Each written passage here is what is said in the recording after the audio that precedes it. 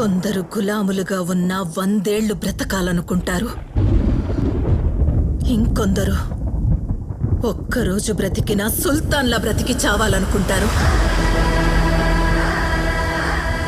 ఒకవేళ వీడి రోజు చస్తే నా మాటని నెరవేర్చే యోగ్యత వీడికి లేదనుకుని మర్చిపోతాను. కానీ వాడు ఉండే వరకు ఈ ముళ్ళ ప్రపంచంలో నా ఆశను నెరవేర్చే సుల్తాన్గానే ఉండాలి. చివరికి వాడు చావబోయే రోజొచ్చినా